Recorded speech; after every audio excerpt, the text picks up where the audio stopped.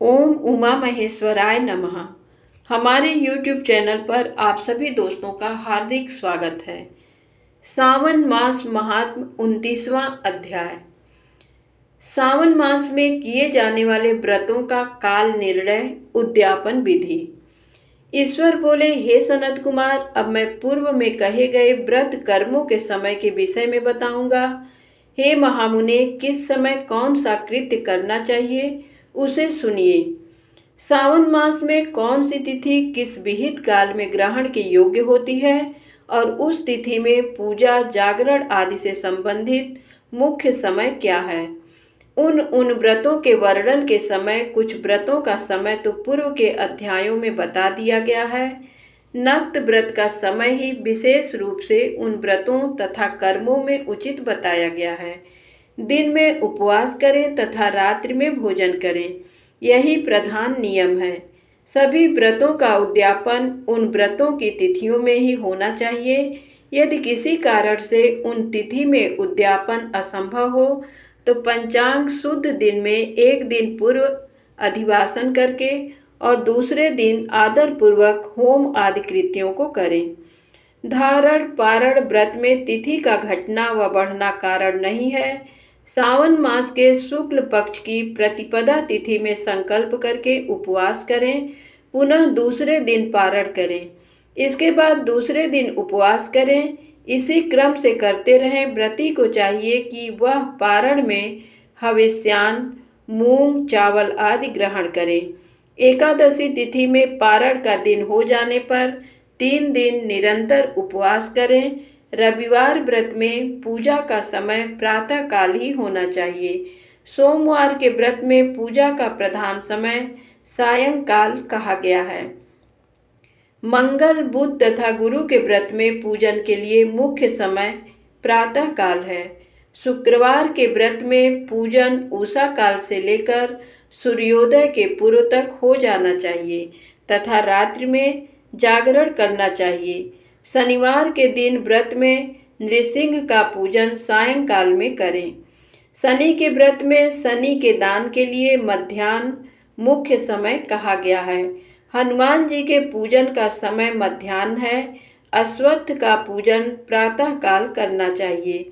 हे वत्स, रोटक नामक व्रत में यदि सोमवार युक्त प्रतिपदा तिथि हो तो वह प्रतिपदा 3 मुहूर्त से कुछ अधिक होनी चाहिए, अन्यथा पूर्व योगिनी प्रतिपदा ग्रहण करनी चाहिए और टुम्बरी द्वितीया सायंकाल व्यापिनी मानी गई है। यदि दोनों तिथियों में पूर्व भेद हो तो तृतीया संयुक्त द्वितीया ग्रहण करनी चाहिए।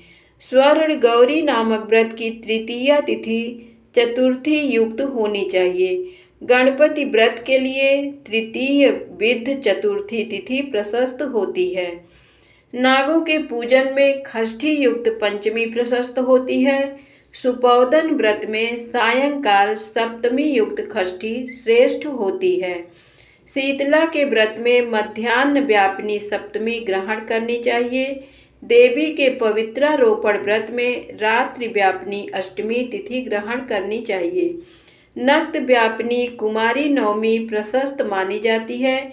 इसी प्रकार आशा नामक जो 10वीं तिथि है वह भी नक्त व्यापिनी होनी चाहिए। विद्ध एकादशी का त्याग करना चाहिए। हे मुने, उसमें वेद के विषय में सुनिए। एकादशी व्रत के लिए अरुणोदय में 10वीं का वेद वैष्णवों के लिए तथा सूर्योदय में 10वीं का वेद स्मार्तों के लिए निंद्य होता है। रात्रि के अंतिम प्रहर का आधा भाग अरुणोदय होता है। इसी रीति से जो द्वादशी हो वह पवित्रारोपण में गाह्य है। कामदेव के व्रत में त्रयोदशी तिथि रात्रि व्यापिनी होनी चाहिए।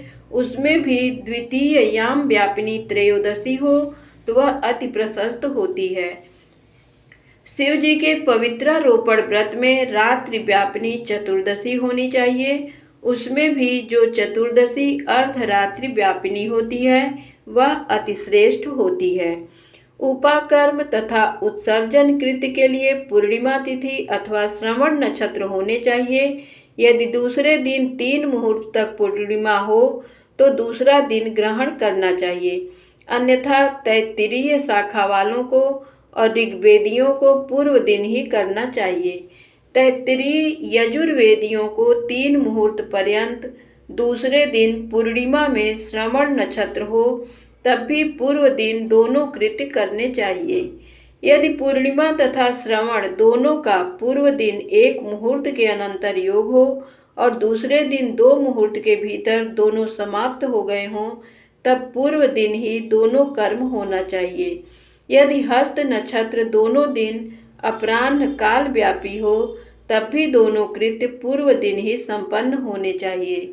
श्रावणा कर्म में उपाकर्म प्रयोग के अंत में दीपक का काल माना गया है और सर्व बलि के लिए भी वही काल बताया गया है। पर्व के दिन में अथवा रात्रि में अपने अपने गृह सूत्र के अनुसार जब भी इच्छा हो इसे करना चाहिए। इस दीपदान तथा सर्व बलिदान कर्म में अस्तकाल व्यापिनी पूर्णिमा प्रशस्त है। हयग्रीव के उत्सव में मध्याह्न व्यापिनी पूर्णिमा प्रशस्त होती है। रक्षाबंधन कर्म में अपराह्न व्यापिनी पूर्णिमा होनी चाहिए। इसी प्रकार संकष्ट चतुर्थी चंद्रोदय व्यापिनी गाह्य होनी चाहिए। यदि चंद्रोदय व्यापिनी चतुर्थी दोनों दिनों में हो अथवा दोनों दिनों में न हो तो भी चतुर्थी व्रत पूर्व दिन में करना चाहिए, क्योंकि तृतीया में चतुर्थी महान पुण्य फल देने वाली होती है। अतः हे वत्स, व्रतियों को चाहिए कि गणेश जी को प्रसन्न करने वाले इस व्रत को करें। गणेश चतुर्थी, गौरी चतुर्थी और बहुला चतुर्थी, इन चतुर्थियों के अतिरिक्त अन्य सभी चतुर्थियों के पूजन के लिए पंचमी विद्या कही गई है।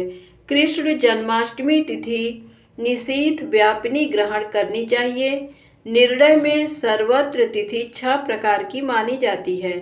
दोनों दिन पूर्ण व्याप्ति, दोनों दिन केवल अव्याप्ति, अंश से दोनों दिन सम व्याप्ति, अंश से दोनों दिन विषम व्याप्ति, 5वां पूर्व दिन संपूर्ण व्याप्ति और दूसरे दिन केवल आंशिक व्याप्ति। पूर्व दिन आंशिक व्याप्ति और दूसरे दिन अव्याप्ति, इन पक्षों में 3 पक्षों में जिस प्रकार संदेह नहीं है उसे अब सुनिए। विषम व्याप्ति में अंश व्याप्ति से अधिक व्याप्ति उत्तम होती है। एक दिन तिथि पूर्णा है, वही तिथि दूसरे दिन अपूर्णा कही जाती है। अव्याप्ति तथा अंश से व्याप्ति, इनमें अंश व्याप्ति उत्तम होती है और जब अंश व्याप्ति पूर्ण हो तथा जब अंश से सम हो वहाँ संदेह होता है और उसके निर्णय में भेद होता है। कहीं युग्म वाक्य से वार व नक्षत्र के योग से, कहीं प्रधान द्वय योग से और कहीं पारड़ा योग से। जन्माष्टमी व्रत में संदेह होने पर तीनों पक्षों में पराग्राह्य होती है। यदि अष्टमी 3 प्रहर के भीतर ही समाप्त हुई हो तो अष्टमी के अंत में पारण हो जाना चाहिए और उसके बाद यदि अष्टमी उषा काल में समाप्त होती हो तो पारण उसी समय करना चाहिए।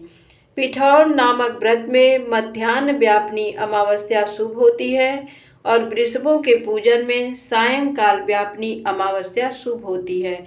कुशों के संचय में संगव काल, ये दिन के 5 भागों में से दूसरा भाग होता है, व्यापिनी अमावस्या शुभ कही गई है। सूर्य के कर्क संक्रमण में 30 घड़ी पूर्व का काल पुण्यमय मानते हैं। अगस्त के अर्घ का काल तो व्रत वर्णन में ही कह दिया गया है।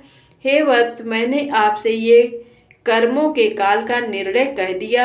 जो मनुष्य इस अध्याय को सुनता है अथवा इसका पाठ करता है वह सावन मास में किए गए सभी व्रतों का फल प्राप्त करता है।